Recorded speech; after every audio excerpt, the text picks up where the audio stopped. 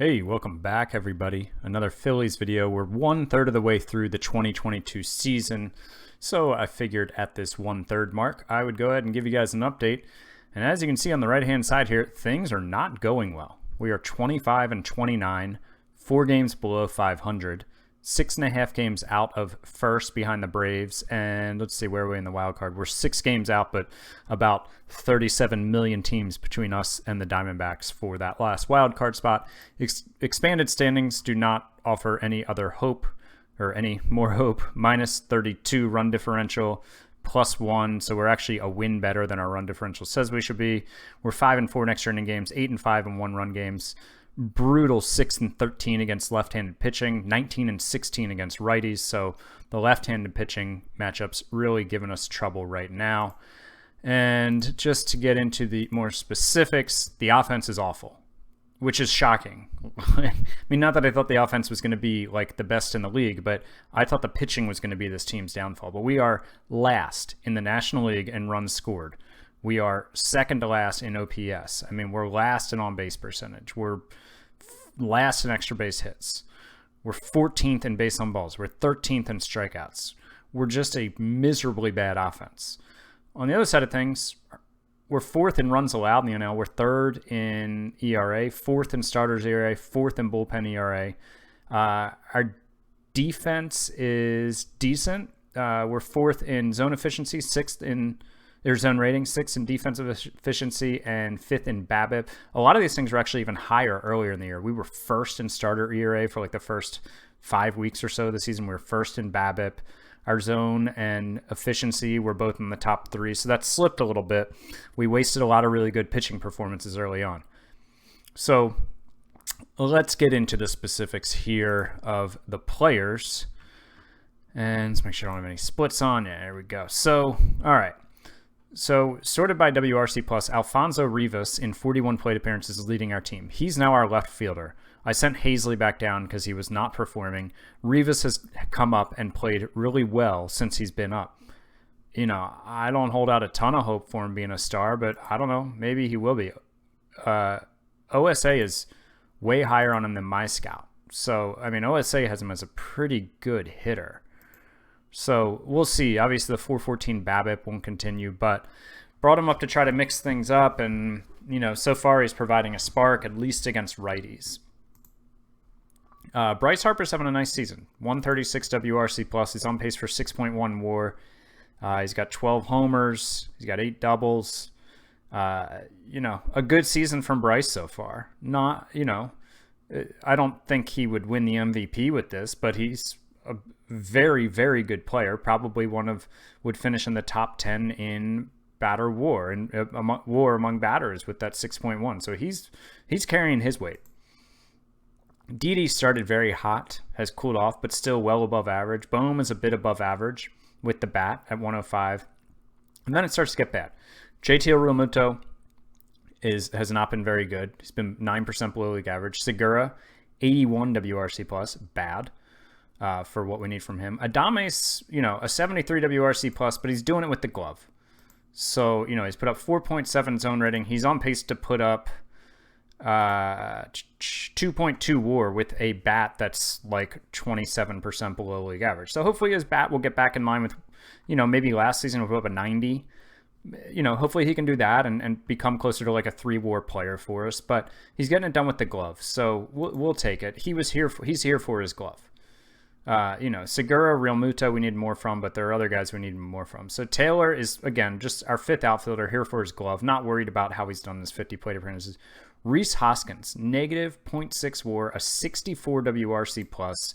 This was a guy who carried the load for us last year for much of the season with a 131 WRC+. I mean, you know, just between him and Segura and Realmuto, like, what can you do, man? Kiermaier has been bad, but he's been good with the glove. But we need better than a 64 WRC+. Hunter Renfroe, who is hoping to be a good righty bat for us, has just been miserable. A 15 WRC+ in 87 plate appearances. He's got to go. He's going to go. And, you know, you can't put up a 15 WRC+ in 87 plate appearances as a 4th outfielder. And Torreyes, who was so good for us last year in the utility role, has just been completely incompetent. I mean, a WRC plus of 8 in 57 plate appearances. He's probably going to need to go. And Austin Hedges has been worse than you can ever imagine with the bat, with a WRC plus of 3, 97% below league average. I mean, and it really gets bad against lefties. Oops, wrong tab there. You sort by WRC plus against lefties, and we've got one guy above league average, Real Muto. I mean, Bryce Harper's got a 22 WRC plus. Hoskins, a righty against lefties, has a 30 WRC plus. Bohm, a 42. Segura, a nice 69. I mean, you know, what can you do? Like, you know, 3 of my better right-handed bats are miserable against lefties this year, and it's one of the reasons we're below 500. And I mean, Harper just unplayable against lefties. I'm not going to bench him, but 22 WRC plus, and you know, these are small samples, right? Like 65, 71, 52 plate appearances. These can change in a hurry, but performance to date is absolutely brutal. So that's the offense. We'll talk more about that, but let's get to the pitching. And Sonny Gray has been very good after a slow start. Actually, let me I'll do it this way. Yeah, this works. He's put up 0.7 WAR, a 2.20 ERA, 3.78 FIP. Very good. Trinan's been solid. Eflin's been good. Bard's been good. Wheeler has gotten hit hard a few times recently, but his ERA is... Hold on. There's something wrong with that. Oh, I have splits on. I was like, these are different than the numbers I looked at earlier today when I was reviewing this. I swear. Okay. Let me try this again with the pitching. So Wheeler has been excellent. I was like, what happened to him? 3.71 ERA, 1.4 FIP. Gray with 3.31 ERA, 4.15 FIP. And Eflin with a 1.0 WAR and 3.90 ERA and a 4.09 FIP. Those 3 starters have been solid. You'll notice somebody I didn't mention is Aaron Nola. He's got 0.3 WAR, negative 0.1 RWAR, a 5.91 ERA, a 5.16 FIP. I mean, this is a guy who was a Cy Young candidate last year, and he's on pace for 0.8 WAR in 33 starts. His home runs are up from 1 to 1.7. Walks per 9 are up from 1.6 to 3.9. BABIP is actually 30 points lower. Strikeouts are about the same. His team's not going to go far if Aaron Nola is like a replacement level starter. But, you know, luckily those other 3 guys have been doing well. The bullpen's been good, as you saw from the overall ERA. Really, Eastman's been bad, but other than that, everybody's been decent enough. I did send down Spencer Howard because he was just getting shelled. Tyler Chatwood started off well in the rotation, but now is at negative 0.2 worth of 5.31 ERA. We need another plan here, but I just don't know that this option's internal. You know, we don't have many good pitching prospects down here in Lehigh Valley. You know, Howard's down here, but he kind of already failed for us. He put up a 6.66 ERA in 25 and 2/3 inning. He's at negative 0.4 WAR. Maybe we'll give him another go, but no one down here is really ripping it up, and that's an issue. It's an issue. So, you know, I think the bullpen is set. The rotation, you know, when I look at what this team needs, really what it needs is Aaron Nola, Rhys Hoskins, JT Realmuto, Gene Segura, Alec Bohm. I mean, that's 5 guys. Hazley is another guy who's on an opening day roster account now. That's 6. Really what I need is like 3 of those guys to be league average players. Like, to even stand a chance. All of them have been so poor. So poor. And there's just no way that I can trade my way out of this if like 6 of my main contributors are replacement level players. You know, so I do think Renfroe's obviously got to go. I got to bring in a better right-handed bat to platoon with Rivas. And I think what I'm going to do is go out. I was looking around at different guys I could get. And the Blue Jays are really just... Oh, wait, this was a trade I was messing around with. The Blue Jays are really just done with Grichuk. He's making a lot of money. He's on their bench. He's not happy about it.